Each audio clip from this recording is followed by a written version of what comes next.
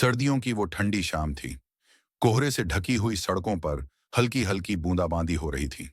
दिल्ली के एक कैफे में बैठा आरव अपने लैपटॉप पर काम कर रहा था।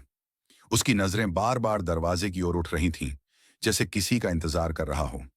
थोड़ी देर बाद दरवाजा खुला और एक लड़की अंदर आई। लंबे खुले बाल, चेहरे पर हल्की सी मुस्कान और हाथों में एक किताब। वो थी सिया। वो हमेशा की तरह अपनी पसंदीदा जगह पर बैठी और कॉफी ऑर्डर कर ली। आरव ने धीरे धीरे उसकी ओर देखा। वो उसे 3 सालों से पसंद करता था, मगर कभी कह नहीं पाया।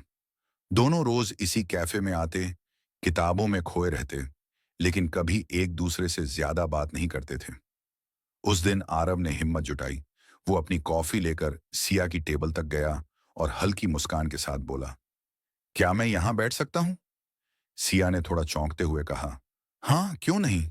धीरे धीरे बातों का सिलसिला शुरू हुआ।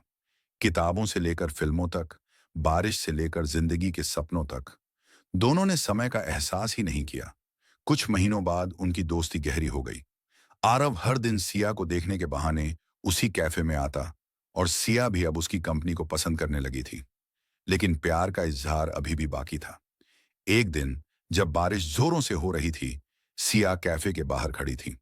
आरव ने उसके पास जाकर कहा, सिया, क्या तुमने कभी महसूस किया है कि कुछ बातें अधूरी रह जाती हैं, लेकिन फिर भी वो दिल के सबसे करीब होती हैं? सिया ने हल्की हंसी के साथ कहा, हाँ, कई बार।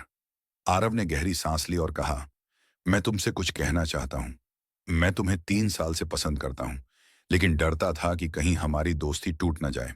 सिया कुछ पल चुप रही, फिर मुस्कुराते हुए कहा, तुम्हें पता है, मैं भी हर दिन इसी इंतजार में आती थी कि तुम कब अपनी अनकही मोहब्बत को कहोगे।